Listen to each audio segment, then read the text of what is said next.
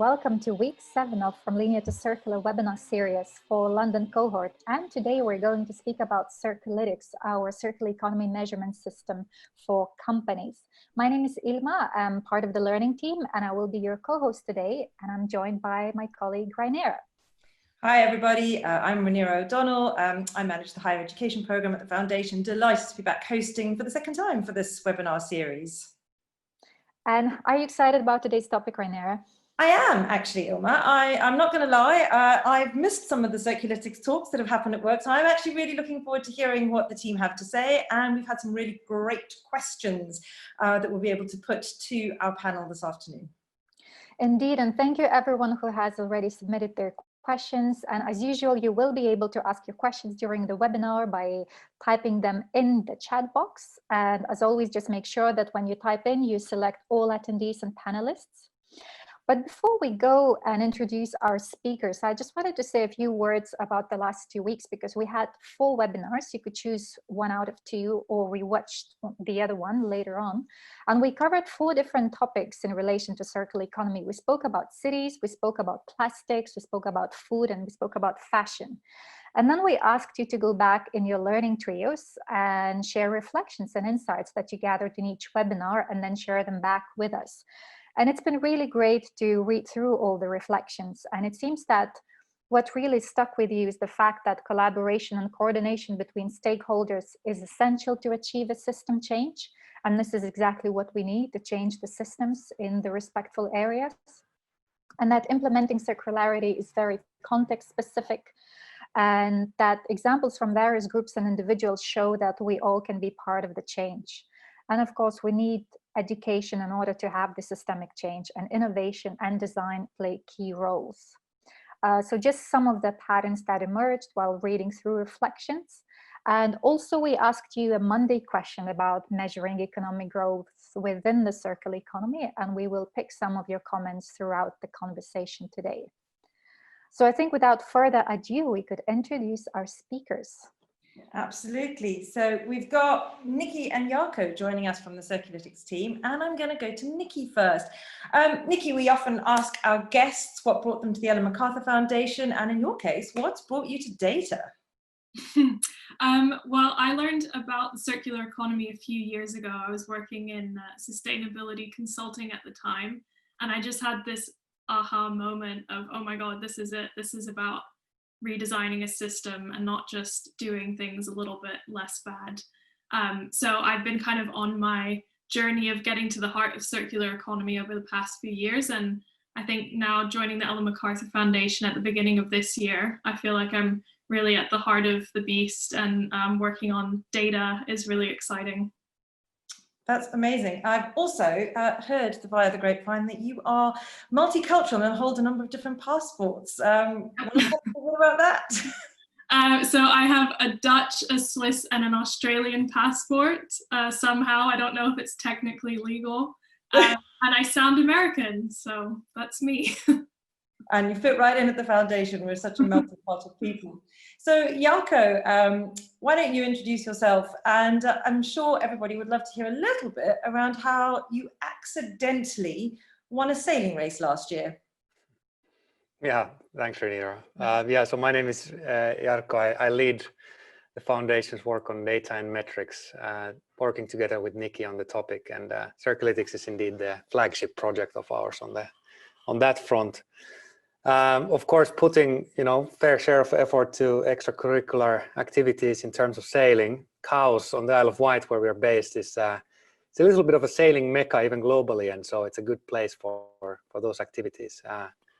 Yeah, indeed, in the first year after moving here, winning the Round the Island race has put us on the map of the sailing community here as well, and it was not by accident at all. And Jarko, talking about multiculturalism, I hear that you are fluent in Japanese. Is that right? I hope I still am. So I spent almost a decade in Japan working and studying in the language. So it's a bit rusty potentially, but it's still there, I hope. So if we have any people listening in from Japan, you're welcome to ask your questions in Japanese. All right. So let's begin our conversation. And Anna actually has just asked what people think about data. And there were some comments coming in. And data is so much needed to bring improvements to the process. And the challenge is to gather and analyze it, says Fernanda. Well, so the question I have for you to start our conversation. So why does it matter to talk about data and bring data into the circular economy conversations? Jarkko, question for you, not in Japanese. Sorry, I'm on my hotspot here. You broke up a little bit. Can you ask that Yes, again? so data in circular economy, why does it matter? Yeah, right. Okay, very good question then. I saw some very good comments already in the chat box. It's indeed, once you start implementing something, you need to be able to measure your progress. Circular economy has really gone from being a high-level idea, which it still is, but it's also being implemented. People see the value of doing that, and first sort of front runner companies are very much on the road of changing their business models to being something that's more part of a circular economy, and being able to measure how well you're performing in that context and knowing that you're going to the right direction is important when you're implementing things. And so it's critical really to know how well a company or a country, for example, is performing to be able to measure things. And so with that idea in mind, we started this initiative on measuring circular economy. So could you and Nikki tell us a bit more about how it came about and how it was launched? Yeah, I can start with that. So the tool Circulytics was launched in January of this year by the data and metrics team. It was actually, I think, my second or third day of working at the foundation was the launch event in London. So that was a really good starting point for me, but I can't take any credit really for version 1 of the tool. And so all of last year, the team worked with a sounding board of companies in the foundation's network. So there was this need communicated by our network to be able to assess their circular economy performance at a company level. And I think also in general, there's been this shift from circular economy growing as a concept and as a language to now, okay, the world wants to kind of implement. And we're seeing this also with things like the EU Green New Deal, that there's really this drive for implementation and this need to be able to measure. So last year, the team worked with this sounding board of 20 or so companies who also beta tested the tool. And it was with this work with the sounding board that we identified this list of indicator questions, which is in version 1 of the tool. And it also identified the real importance of bringing in what we call the enablers of the circular economy, which I think we'll go into a bit more detail when we talk about the different indicators. Nikki, you've talked a lot about data and kind of why we started this, but what is the actual score? What are we actually measuring with Circulytics? Good question. So the result of doing Circulytics is that you receive a scorecard. I think we've got a slide of that we can share so everyone can see what that looks like. So essentially the process the user goes through is that they will apply for an account and then receive their login details, and then they go through the assessment, input their data, and we get that raw data on our end and put it through our model and then create a scorecard which looks like this. And so this is essentially the result that you will receive, which is an independent assessment of how circular your business is. So you can see the breakdown. You get an overall score as a letter, and then it's broken down by enablers and outcomes, and you get a score for each of those. On the top left-hand box, this is your score history. So the objective is, or what we hope is that companies will do this on an annual basis so that they can really track their progress towards the goals that they're setting.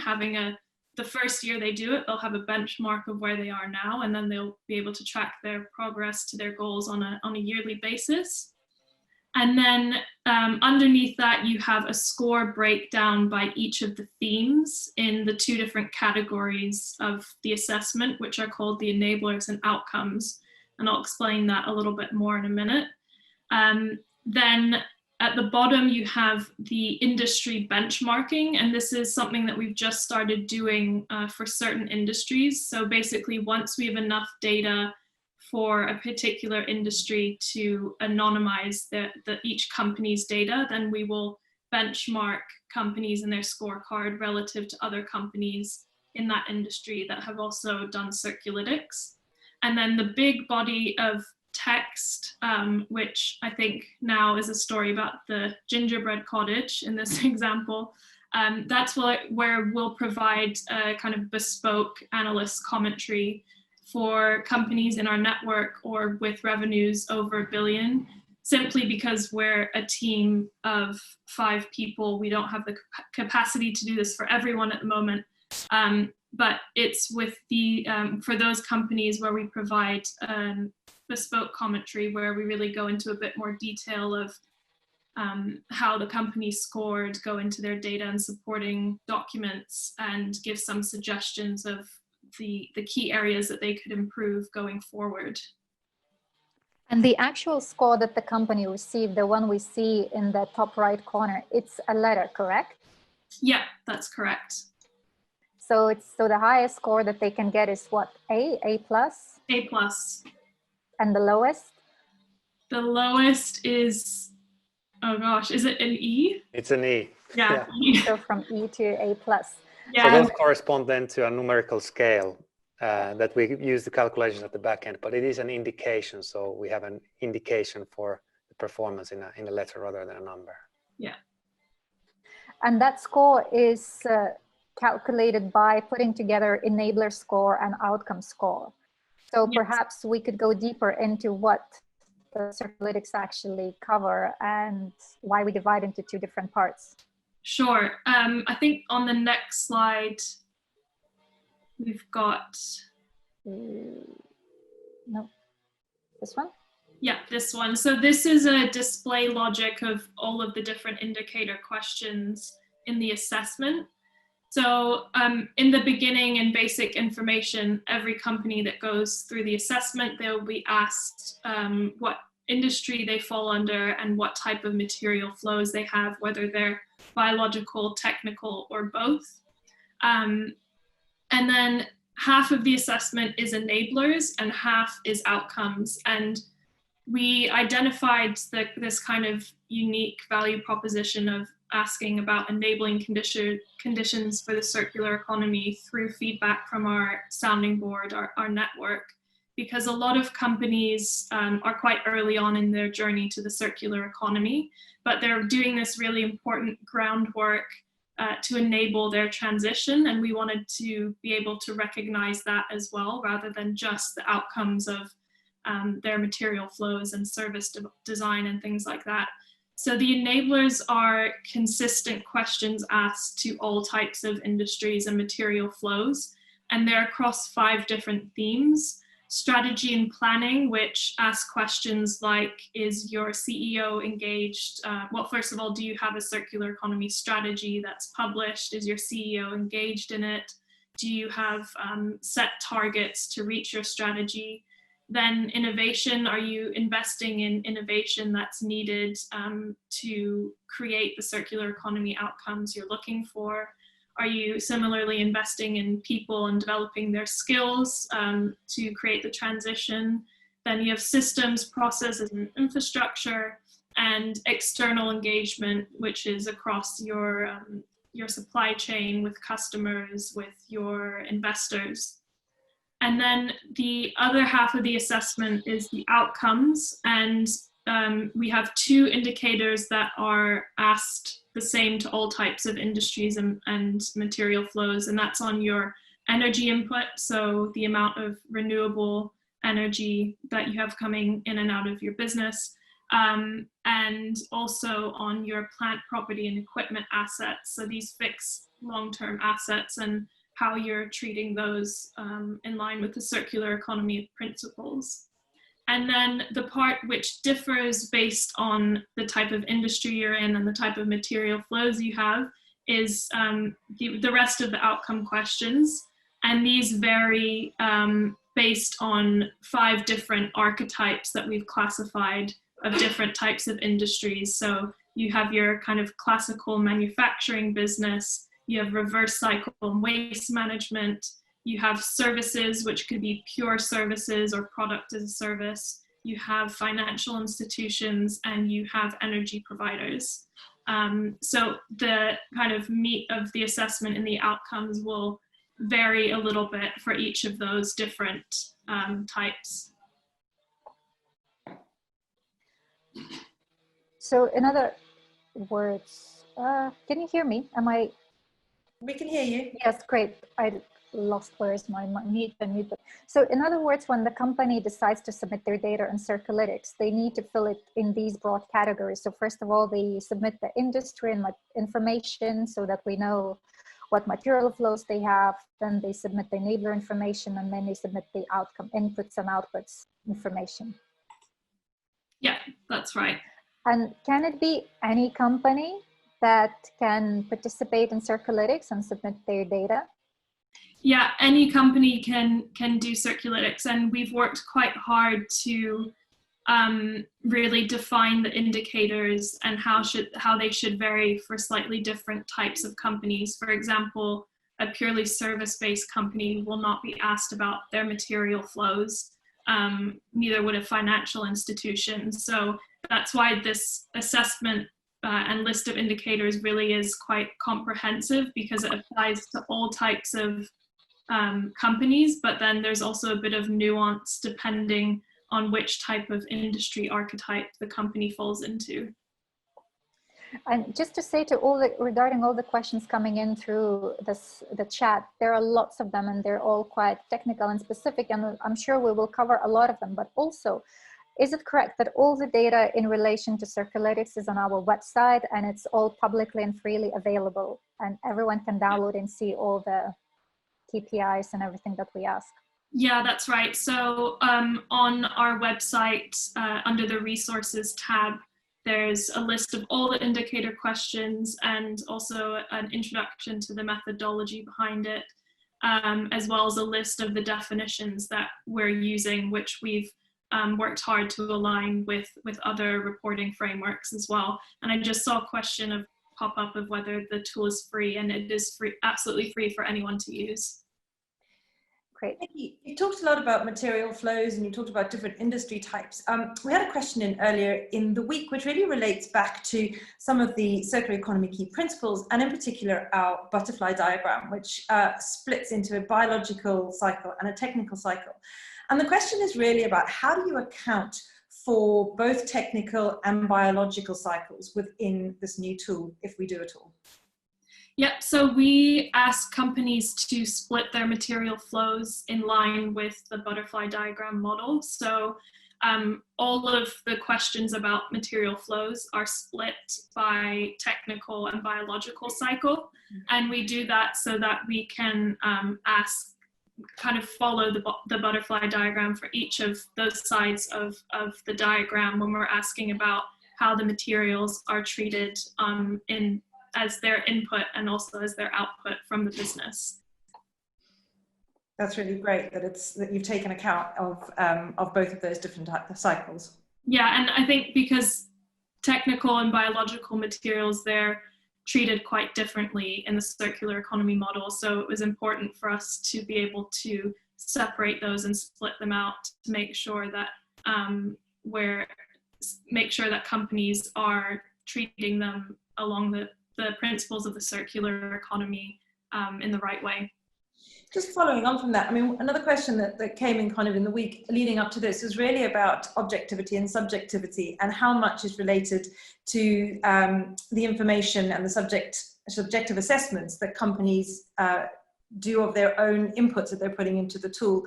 And I wonder if you might just talk through how that might work. Yeah, so it is an independent assessment by the Ellen MacArthur Foundation. We have set out these indicators, and we we are continuing to improve the indicators and the definitions to make as little room as possible for subjective interpretation of the questions. So the idea really is that companies are responding to the questions in similar ways. And so I would say it is more of an objective approach. However, we're not verifying the quality of the data that companies are inputting. So it really is up to the company's own interest to put in high quality data so that they're getting an accurate representation of their circular economy performance. And how do you deal with a case of a really large, let's say, multinational corporation that may get one score, but in fact they have different businesses in several countries with various business units? So in Circulytics, you can respond as a whole company. So you will get one score for the whole company, or you can respond by different subunits. As you were saying, this could be by geography or different business operations.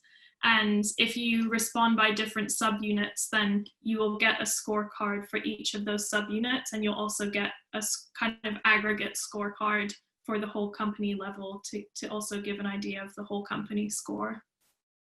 And so the companies need to submit quite a lot of data to you through this process. How do we deal with the privacy issues? Jarkko, do you want to take that one? Sure. So we've worked quite a bit on making sure that the data is stored securely. Firstly, in the Qualtrics survey, so they have their own sort of cloud service where the data is first, and then it's securely transferred to our servers, where we then make the assessment and then send the scorecard back. So we make sure that we use sort of in industry standards in a way in protecting that data throughout the whole journey, and the details of which will be then in our terms and conditions on the website as well. There's been a really great question that's come in from Miran, asking about whether EMF uses this data to help create new strategies to implement the circular economy. So just, I guess, a general question around what do we do with the data? Right. Maybe I'll continue on that, Nikki, if you're right with that. So we don't disclose the results. It's up to the companies if they want to do that. So we, in a way, don't really do much with the data per se. We will create statistics at the end of the year. But it is indeed meant for companies to think about the different areas of their circular economy journey and the performance, and see where they could do things next, and whether circular economy is really at the core of their company strategy, to make sure that it sort of sticks and they actually get to put enough resources behind it. And Circulytics will sort of unravel some of these things. And as Nikki mentioned, for a certain subset of companies, we do then give an analyst commentary. So there will be a bespoke commentary on the areas that we see as EMF sort of as sort of strategic importance for a company to work on their journey to becoming more circular. But on the other hand, we also, in a way, implicitly wish to create almost a consulting industry out of this. So because we are not a consulting company, we encourage consulting companies to help other companies to improve their circular economy performance and their Circulytics score if they wish to. So in a way, we hope to create this kind of space where there will be more activity in implementation and consultants then helping other companies to move on. Sorry, Ilma, I'm just going to come back with another data question here, because there's one that's been sent in to me. It hasn't been shared on the chat. But the question is, have we seen any sort of trends around whether some of the data is more weakly answered than other bits of data across the board? Or does it really depend on how much information each company has to be able to feed the Circulytics machine, so to speak? Jarkko, Nikki? Yep. Jarkko? Okay, I'll take that. So yeah, I think it really depends on the company. For some companies, especially if you're a smaller company, it is easy to go through the whole survey. For some companies, if you're a large sort of consumer goods company, for example, and you have hundreds of thousands of SKUs in almost every country of the world, obviously any type of assessment on a company level is difficult, and it's no different in Circulytics. And especially when we talk about this company level material flows, gathering that information from all of your manufacturing sites, for example, can be challenging. And so that's where we really see, I think, the crux of this method is to be able to collect information and aggregate it onto a company level on your material inflows and material outflows. But again, that's really the core of what circular economy is. So we encourage companies to do that. And we've heard that once you do it once, next time is much easier.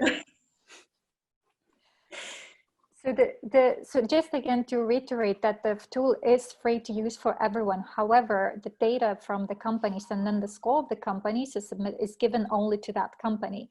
And then it's up to the company to decide what to do with it, whether to publish publicly or not. Do we know any cases of companies already having it publicly published? Yeah, I think we have now 6 or 7 companies who have disclosed their score. Yeah, I'll need to, I can't remember off the top of my head now the names of all of them. But yeah, indeed. And I think those companies have really found the power of being able to tell positive stories about their sort of circular economy journey. And we encourage really companies to talk about sort of what did they do to get this good score, because usually those who have a good score want to disclose.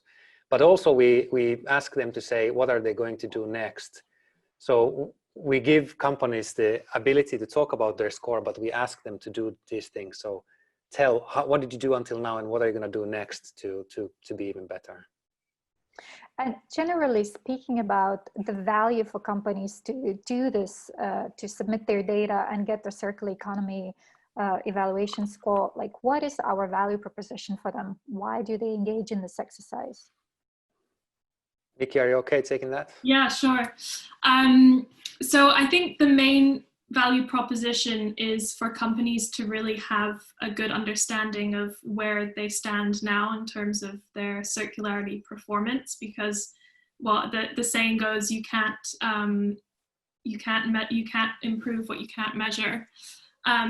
So that's kind of the starting point, really. And then from there, they can set a strategy going forward and really have kind of clear defined goals of what they want to get to. So probably the main use of it is for internal strategy development and improvement, but it's also a very powerful tool to disclose, as Jarkko was saying, to engage consumers and also to engage investors and suppliers through your circular economy journey. And how many companies have used it to date? I mean, what has the take-up been? Because it's a great tool, and you've told us that some companies are using it really proactively. So what has the take-up been? It's been very positive. We've got a slide to share on that. So we've got about 500 companies that have signed up for accounts with us to have access to Circulytics. And I think about 130 of those have revenues over $1 billion. So this is not just a kind of micro impact or a niche market of companies that are interested in Circulytics or interested in being able to measure their circular economy performance. And actually most of them are companies outside of our network. So I think one thing that we didn't really know when we first launched this is this really just a need of our immediate network that we're addressing, or is there a broader need outside of our network? And it's been very positive feedback to see that there's been so much demand from companies outside of our network, because we don't want this to be kind of just a niche thing used by our immediate network in the foundation. And who is using it? I mean, I know it's been designed for businesses, but we also work with governments, we work with universities, and there are a number of questions in the chat around whether institutions can use it. So is it suitable for everybody? Yeah, so the tool is really designed for companies, but I think the principles of it can really be applied to institutions and government bodies as well. And we have had some of those apply for Circulytics accounts as well.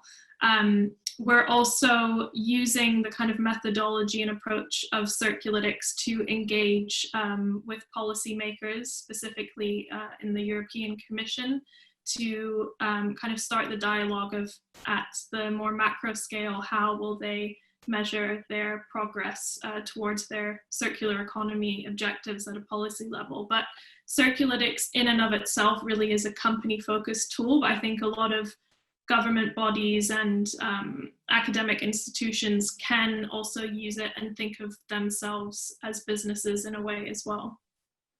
And there also was a question regarding the geographical division of the companies that have submitted their data to the tool. And I think we have the next slide.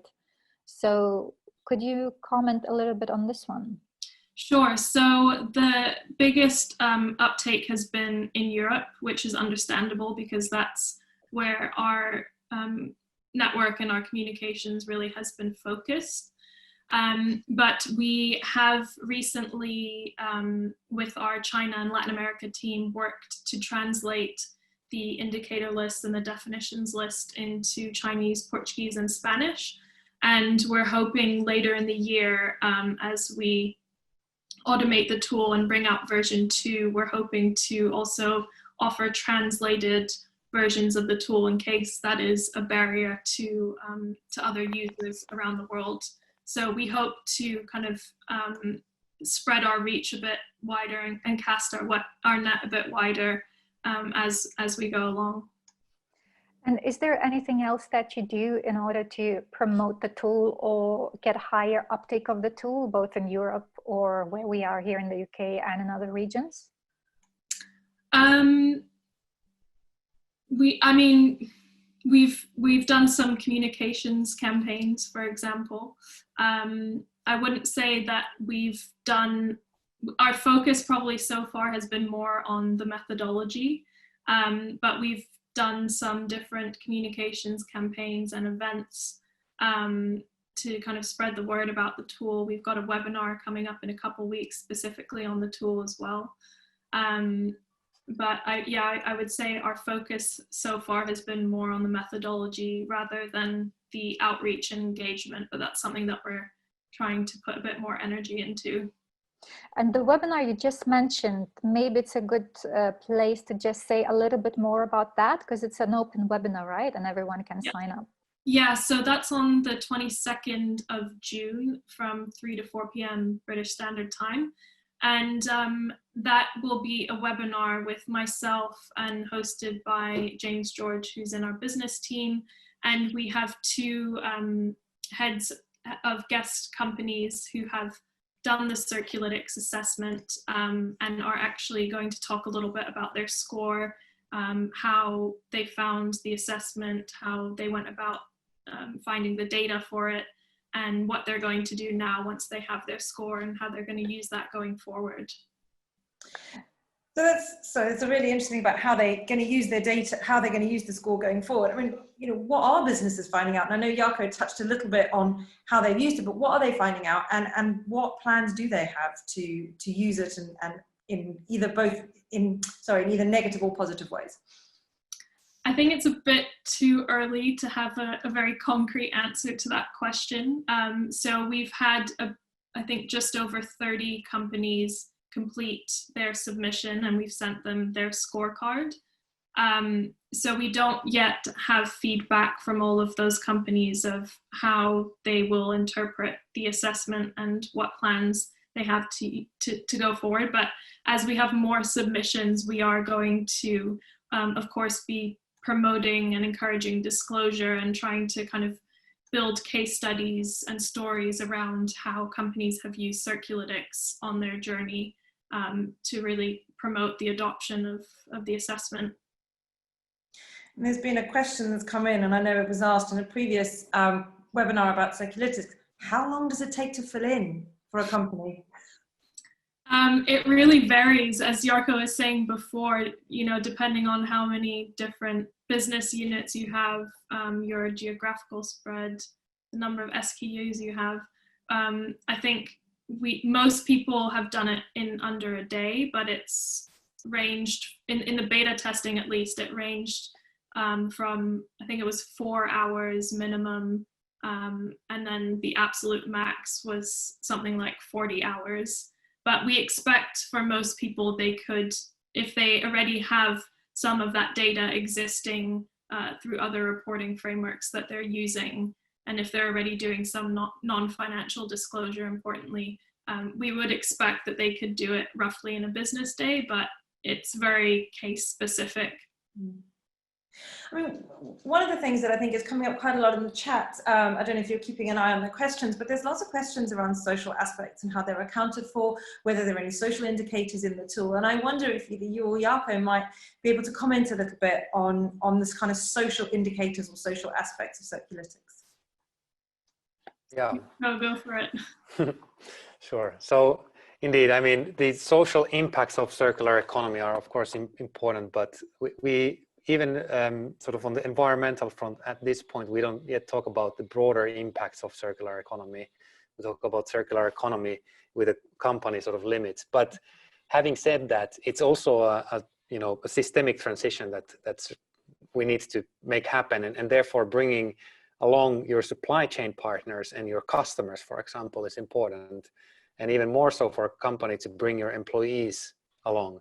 So there are these social elements of making sure that your employees are part of the transition in your company and sort of giving them the ownership of circular economy in their roles. And then if you're a sort of consumer, well, we don't want to talk about consumers in a circular economy often, but still consumer facing company, then are you making sure that your consumers are aware of your more circular products and they're willing to buy those and understand the value of a more circular product in a way. So there are these elements that on a company level even we need to communicate through the indicators to reflect the systemic nature. And in the future we are planning to link Circulytics more closely to the Sustainable Development Goals, and we've mapped sort of the relevant indicators under those goals. And I think there were some social elements also that we can say that a company is working towards through the data that we gather in Circulytics. So stay tuned in 2021 and we'll have more to say about that, I think. It's really interesting to hear you refer to Sustainable Development Goals, because we definitely have received quite a few questions in terms of how the tool compares to all other various metrics out there in the market. But before we go there, I wanted to ask perhaps a bit more conceptual question. But what would you say to those that argue that circular economy as a concept cannot be reduced to one simple score? Yeah, absolutely. That's right. It's an indication. The score is an indication on your performance. It's anything that we try to, in a way, the score is simulation of reality. Any model is a simulation of reality. Every model ever made is always wrong. But to the degree that you're right, that's important. So we think that Circulytics is still the best approximation of your performance in a circular economy. And the single score is really a way in. It's a very good conversation starter. People like it. It's a simple thing. You have one letter and you're like, I wonder what's behind that letter. And that's the important bit. And the scorecard also that Nikki talked about, it shows already the breakdown to different elements. And then why is it so? What have you done? What are you going to do next to improve that score? So in a way, it's a way in. And what's important is everything that leads up to that single score. And I think that sort of having that single score has been very powerful in communicating to get to that complexity that we need to get to in order to move the needle. So I think it actually works. So it's simple, but it doesn't mean that it's simplistic. Or as Cynthia just quoted John Sturman saying that all models are wrong, but some of them are useful. That's a good quote. Yeah. So let's go back to the question of how Circulytics compares to all sorts of other metrics out there, perhaps starting with things like life cycle assessment and ISO standards. Is there any correlation? What would you say about that? Yeah, so we've had the question about comparison to LCA, I think, a few times, and I'll start with that one. So LCAs evaluate environmental impacts of a product. It's at the product level across the life cycle of the product. So it can be really useful to look at certain trade-offs when you're designing product, but it doesn't really take into account a systems view of progress towards which we should be innovating. And it's really more about minimizing negative environmental impacts on a product by product basis. So in that case, LCA optimization by each individual actor in a system doesn't necessarily lead to better system level outcomes. So it definitely has a use, but I would say there are limitations to it in measuring something like the circular economy, which is really a systems level approach. Then we have other circular economy specific tools like CTI, which was developed by the World Business Council for Sustainable Development, and we worked quite closely with them to align on our definitions.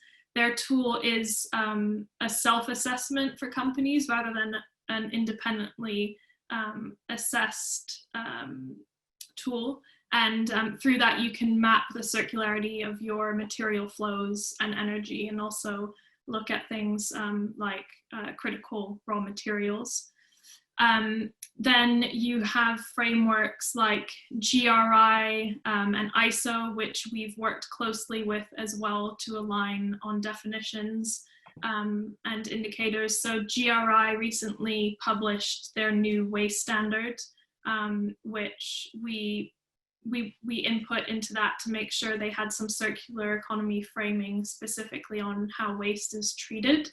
And actually on the resources tab of our website under other tools, we're starting to populate that with kind of mapping of Circulytics indicators to these other framework indicators to make it really easy for companies who we expect are using these other standards in their non-financial disclosure to then know, okay, I can find the data that I use for that and use that in this question for Circulytics. Similarly with ISO, they're currently working on a new circular economy standard, which will be published in a couple of years, and we've worked on that with them.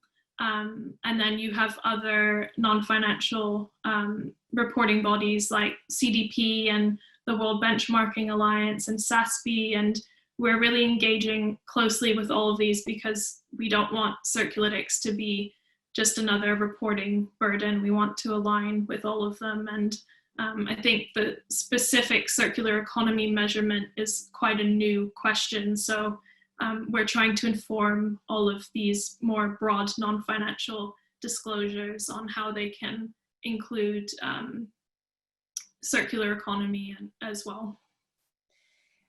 I mean, there are so many different ways of measuring things, and I think you've kind of given a really good flavour of how Circulytics works in comparison. But there's been a really great comment that's come in the chat, which says there are various definitions of circularity, and a tool is based on a definition.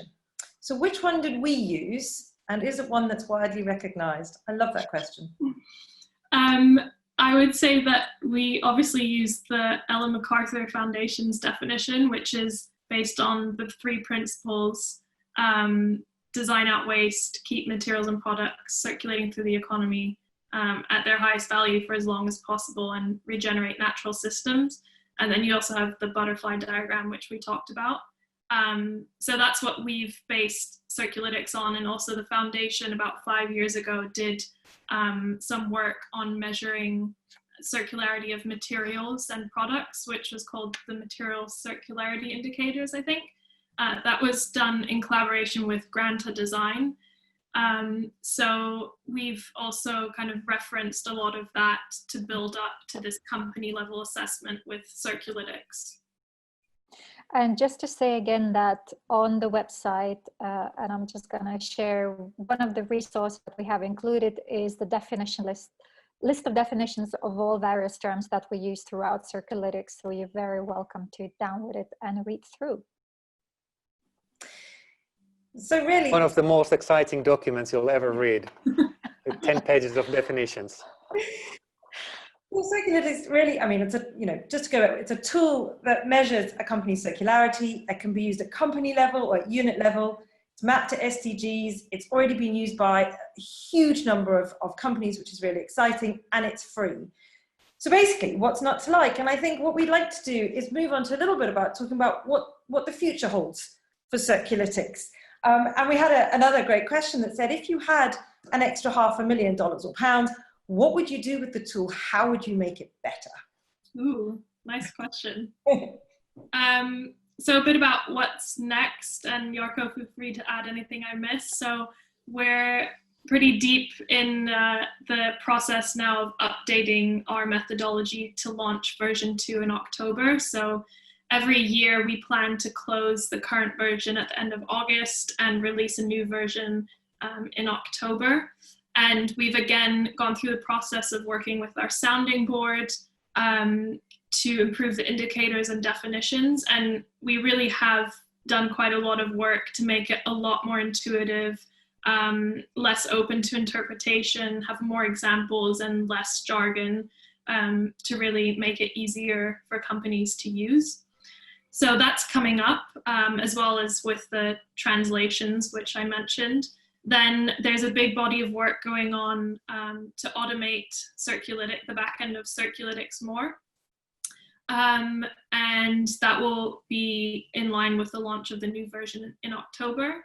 Then, as Jarkko mentioned, we're looking into how Circulytics indicators map to the SDGs, and also thinking about how we can bring embodied emissions of materials into the assessment to really have a kind of extended indication of how circular economy initiatives have helped companies progress towards their emission reduction targets, for example, which I think will be really powerful.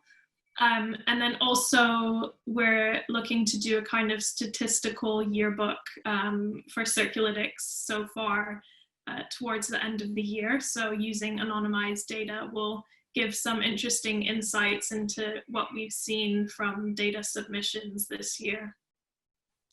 Thank Sounds you. like you have a lot on your plate. So in addition to the things that are in the pipeline, so the blue sky thinking, and in addition to 0.5 million budget question, in 5 years, where would you like to see Circulytics? You can take that one, Jarkko. Well, it is obviously going to be the sort of global standard in how you measure circular economy performance for companies, and what does it constitute to be a circular company. We also would like to see Circulytics and learnings from that as basis for how circular economy is being measured as a, hopefully in 5 years time we'll have a bit of a view on what is a standard for non-financial sort of accounting.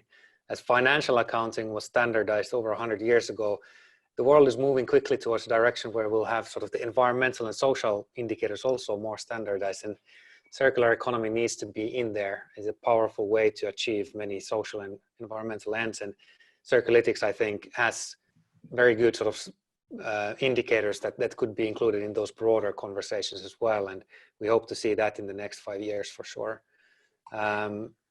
Yeah. So global standard for companies, do you think it could become global standard for national economies as well?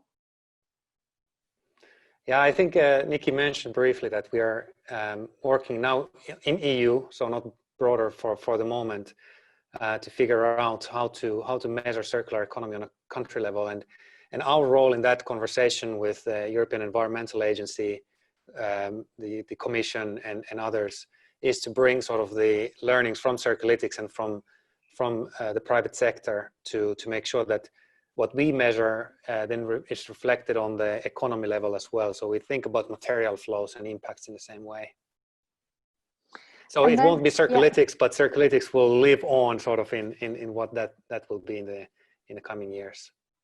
Well, then just expanding that question about measuring circular economy, particularly on city, regional, or national government level, how do you think countries could do that? Like, what kind of indicators do you think should be essential in doing that measurement? So, sorry, say again, the measurement on? Of circular economy on the country level or city level. Yeah, I think, so similarly to what we've done in Circulytics, this is, the conversation is going the same direction. So you have what we call enablers, you have process indicators. It takes a long time to change material flows on a national level. So knowing that you're going the right direction, knowing that your policies are effective is the first layer. The next layer is then the material flows and energy flows, making sure that your material flows look like circular economy. And then the third sort of layer on top of that is the broader environmental and social impacts that circular economy can bring, the positive impacts of that.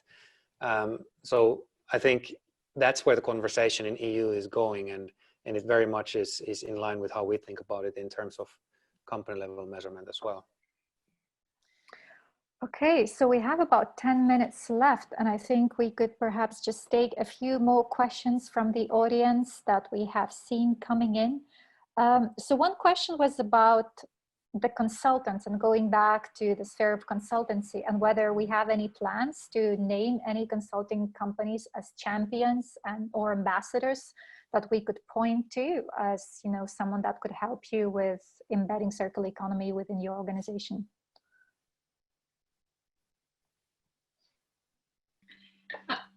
Were you going to answer that, Jarkko? Okay. I can just say that we have engaged with a few of the large consultancies out there who are interested in Circulytics and understanding more about it.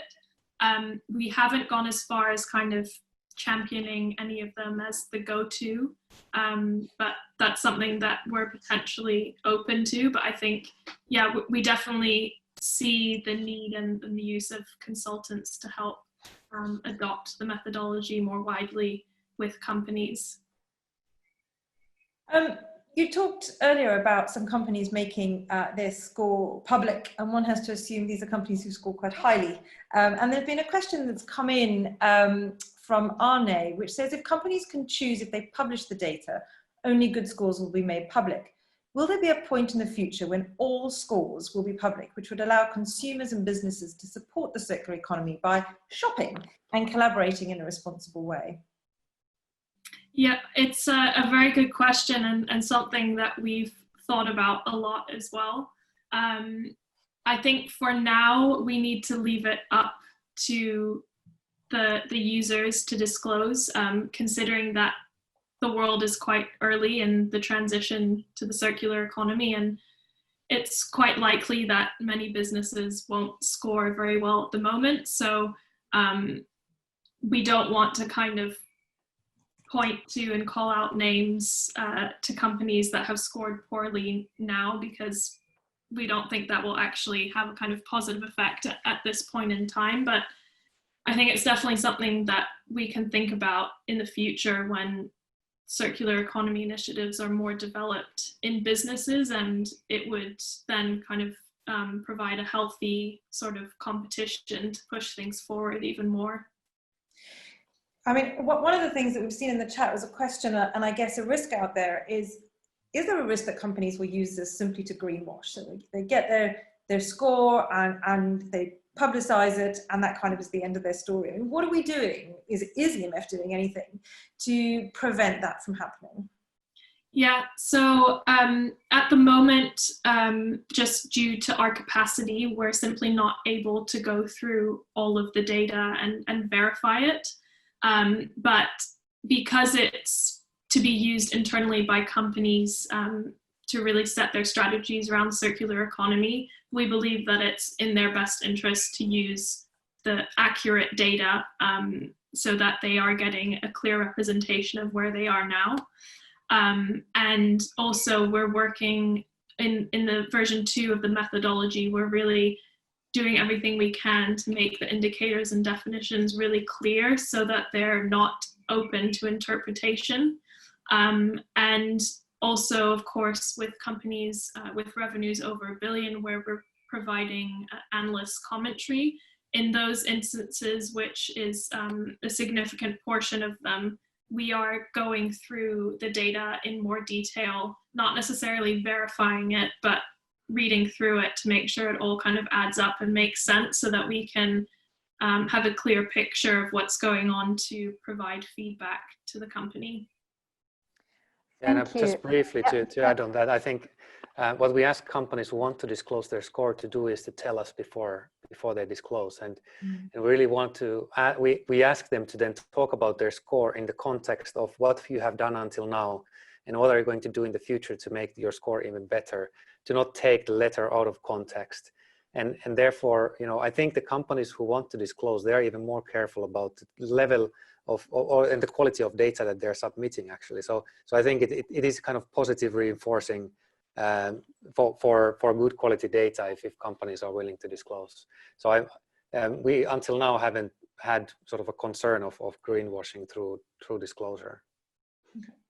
Thank you for adding that. And one more question that perhaps we haven't touched upon this is from Louisa. So for the final score, do we take legislation restrictions into consideration, especially given that legislation is different in different regions and different countries?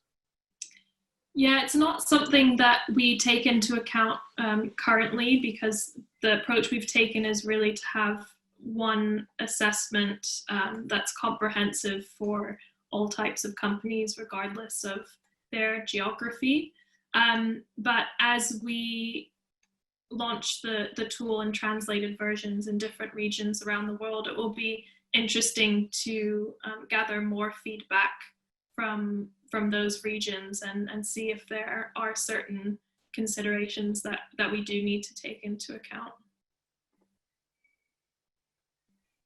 Okay.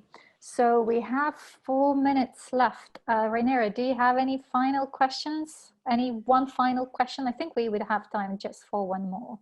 Just one more. I mean, interestingly, there's been a reflection around, and linking back to the consultancy bit, around how there is a predominance of large-scale consulting organizations to dominate this world, and maybe just a bit of commentary on how Circulytics might fit in with that the kind of world of audit that is dominated by a very small section of very large global organizations.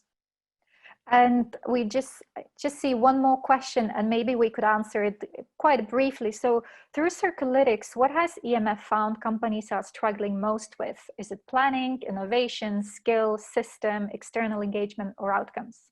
Have we been able to draw any patterns from the data that we've been receiving so far?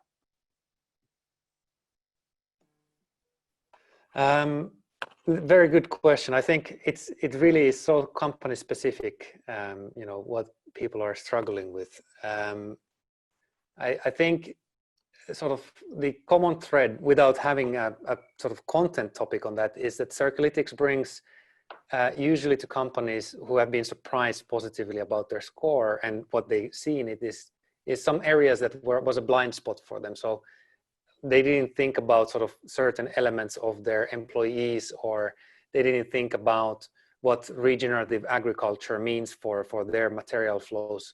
Things like this, that I think us having been able to pull together a lot of the knowledge throughout the foundation and beyond into this metrics sort of set is quite comprehensive, and in that way it has been helpful to show each individual company their blind spot in their journey to a circular economy, and what that exactly is then really company dependent, I think. But I think the comprehensiveness of the tool has really been helpful. Great, that is really good to hear. And thank you so much, both of you, Nikki and Jarkko, for joining this webinar and sharing more about the tool. And we are in the final 2 minutes. So just to say that for any of you within the organizations or the companies, if you're interested, you're very welcome to visit on the website and find all the information about Circulytics. You can look at the questions, and you could even do the exercise with your organization and see how you would score in circular economy, and what are the areas that your organization or your company needs to work on in enablers part and in outcomes part. And the final couple of things, homework and some announcements. Rainera, do you want to take us through the homework bit? I thought you take the homework and I will talk about the next week webinar. Might be a great, might be easier. So your homework for this week, before we meet our CEO next week. So we want you to think about how you would make a circular economy pitch. So the homework is, imagine that there is a person, that you step into the elevator and there's this person and you are dying to introduce the circular economy concept to them. How would you do that in 30 seconds? Because that's all you've got. So make a pitch, film yourself, and share that video with us on Slack channel.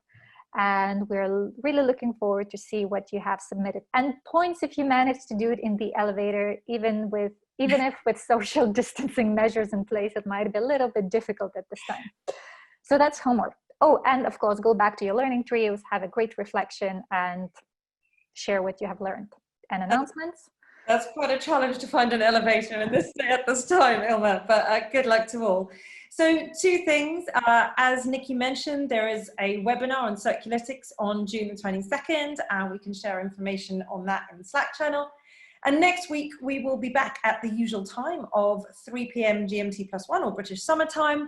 And you get to hear from our Chief Executive, Andrew Morley. So don't forget to submit your questions on Slack. And we will also be announcing the assignment on which we will conduct the final selection for the face-to-face phase of the London cohort of From Linear to Circular. And with that, it has been a really great session. I've thoroughly enjoyed being able to co-host with Ilma and my other colleagues, and have a great rest of your day. Likewise. Goodbye, everyone. Thank you for joining us today.